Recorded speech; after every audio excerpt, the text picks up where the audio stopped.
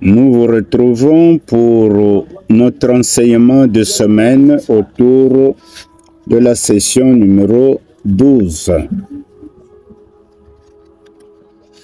Dans la session numéro 11, nous avions parlé de la sexualité et notamment du but de la sexualité.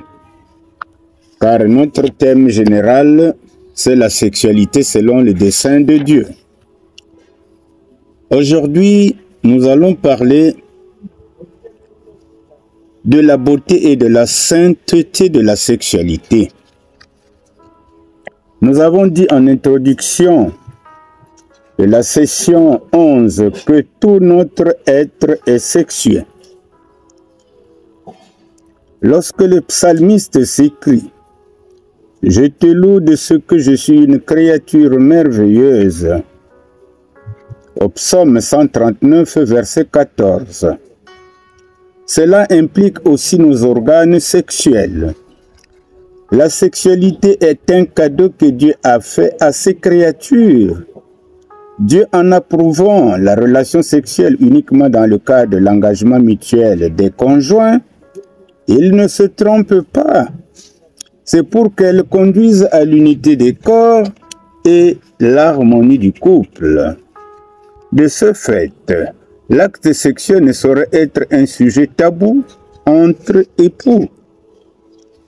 L'apôtre Paul, en donnant quelques conseils aux fidèles de Philippe, dit en substance « Portez vos pensées sur ce qui est vrai, tout ce qui est honorable, tout ce qui est juste, tout ce qui est pur, tout ce qui est digne d'être aimé, ce qui est synonyme de qualité morale et ce qui est digne de louange. » Ce que nous pouvons lire en Philippiens chapitre 4 verset 8. Cela implique aussi pour le couple la sexualité. Il doit être honorable, juste, pur et digne. Pour que la sexualité soit belle et sainte, les époux doivent vivre dans la pureté et la fidélité, qui sont les deux leviers de protection du couple contre les attaques de l'ennemi, qui cherche toujours à détruire l'unité conjugale. Protéger le mariage, c'est l'honorer. La société moderne tente de redéfinir le mariage et la famille, mais parfois bien loin de la pensée et des fondements bibliques. Il revient donc au couple chrétien de défendre et protéger l'institution du mariage, en témoignant de la profondeur de l'amour de Dieu et en veillant au bonheur et à la solidité de leurs unions.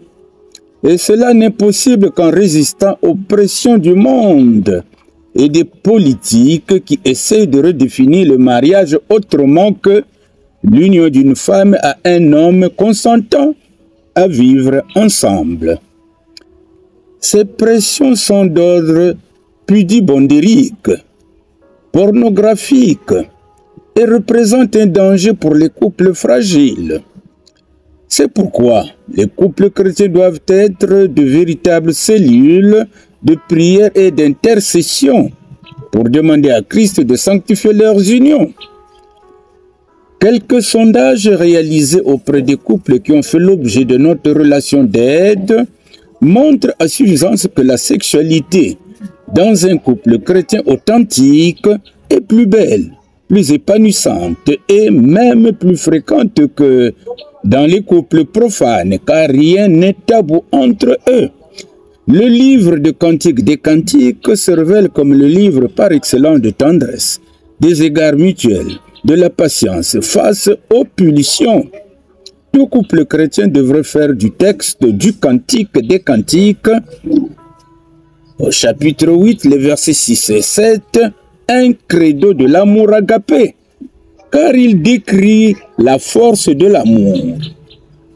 C'est un livre à lire et à méditer régulièrement pour les couples, car ce livre contient une poésie d'émerveillement et de joie. et présente la sexualité avec tout ce que cela implique de pureté, de sainteté, de fidélité et de communion.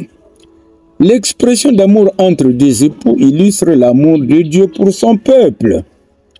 Un verset clé peut être retenu comme devise du couple. Nous vous proposons ce verset. C'est le Cantique des Cantiques, le verset 6 et le chapitre 6, verset 3. Il est dit au Cantique des Cantiques, chapitre 6, verset 3, « Je suis à mon bien-aimé, et mon bien-aimé est à moi. Il paît parmi mes lits. » Ces paroles expriment un rapprochement entre deux époux et est une figure de la relation entre Dieu et son peuple. L'expression « il paît parmi mes lits » est une manière de dire que l'époux jouit de son épouse et en contrepartie l'épouse est bien contente de son époux. C'est aussi pour dire que les relations sexuelles ne doivent pas être motivées seulement par le désir de jouissance, mais surtout par l'amour et l'engagement. C'est un plaisir partagé et non une jouissance égoïste. À mesure que la communion mutuelle s'approfondit, la beauté et l'émerveillement de l'amour s'agrandissent. C'est pourquoi l'amour ne doit pas être pris à la légère. Ne manipulons pas l'autre pour qu'il nous aime. Prenons le temps qu'il faut pour se connaître, surtout quand nous entamons une nouvelle relation sentimentale. Deux piliers sont donc importants pour réussir notre mariage. Le pilier de l'amour et le pilier de l'engagement. L'amour entretient le mariage. L'engagement empêche de faiblir, ce qui sous-entend que l'amour et l'engagement doivent être renouvelés chaque jour. L'attrait physique de l'autre ne doit pas être l'élément central de l'amour conjugal. Ce sont plutôt les qualités intérieures qui doivent être mises en avant, car elles ne flétrissent pas avec le temps. Elles s'affermissent et s'enracinent solidement et durablement. Ces qualités sont la sincérité, l'intégrité et l'engagement spirituel. N'oublions pas que l'harmonie dans le domaine sexuel se fonde sur une bonne communication, ce qui évite les murs de s'élever entre époux, car l'on peut être dans un même lit sans vraiment communiquer. Malheureusement, beaucoup de couples se murent sans s'efforcer de défaire ce qu'ils ont construit inconsciemment. C'est pourquoi deux vertus conjugales sont nécessaires pour un couple qui veut vivre en parfaite unité. La première vertu, c'est le pardon. La deuxième, c'est la réconciliation. Un couple où l'esprit de pardon est absent est voué au désastre, voire à la séparation. La culture du pardon dans un couple guérit les blessures, restaure et protège l'unité des époux. Voilà, mes bien-aimés, ce que le Seigneur nous a mis à cœur de partager avec vous pour une meilleure compréhension de ce thème aussi sensible.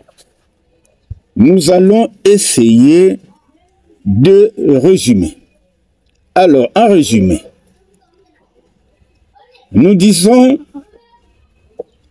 que la sexualité est un don sacré de Dieu, inscrit au cœur de la création.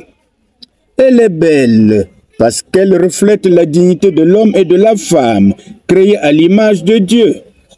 Elle est appelée à être vécue dans la sainteté, en orientant nos pensées, nos désirs et nos gestes vers ce qui est vrai, juste et digne d'éloge. Dans le Cantique des Cantiques, la sexualité est présentée comme une force d'amour puissante et indestructible qui s'exprime dans une relation de don mutuel et de fidélité.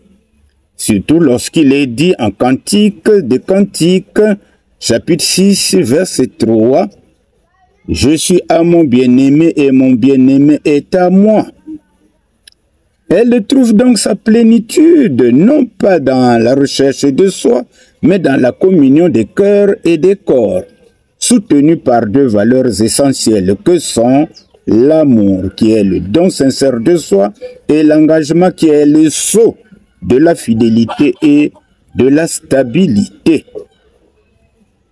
Ainsi vécue, la sexualité devient un cheminement de sainteté et une expression concrète de l'alliance divine. Alors, nous allons, avant de passer à la prière, vous donner un exercice que vous aurez à faire en couple.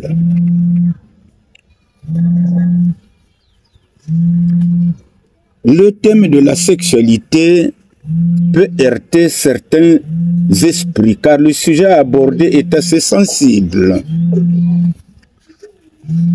Un enfant de Dieu, un chrétien, dirons-nous, prenez courage de dire la vérité et de vivre dans la vérité, car la vérité nous affranchit et elle redore notre dignité, nous dit Jean chapitre 8, verset 32. La vérité nous affranchit et elle redore notre dignité. Alors, nous allons vous poser deux questions à méditer et à partager. Première question. Avez-vous des souvenirs douloureux liés à la sexualité dans votre enfance, tels que le viol, l'inceste, les gestes déplacés des personnes qui vous sont proches, dont en l'occurrence les membres de votre famille? Deuxième question. Vous avez peut-être été fanatique de films pornographiques avant le mariage.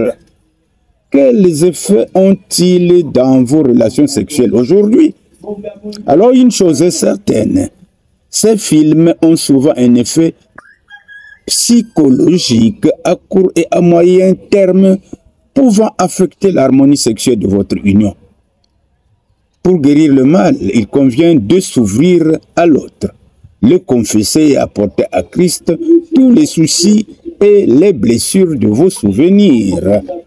Quand on apporte les soucis et les souffrances liées à quelque chose qu'on a vécu dans le passé, eh bien, le Seigneur est juste bon de nous pardonner, comme cela est dit dans la première lettre de Pierre au chapitre 5, verset 7. Mes bien-aimés dans le Seigneur, à présent, prions notre prière méditative qui est inspirée donc de notre texte du jour, la beauté et la sainteté de la sexualité. Prions. Seigneur, tu m'as créé merveilleusement et tout en moi reflète ton dessein d'amour. Apprends-moi à orienter mes pensées et mes désirs vers ce qui est pur, ce qui est noble et ce qui est digne d'éloge.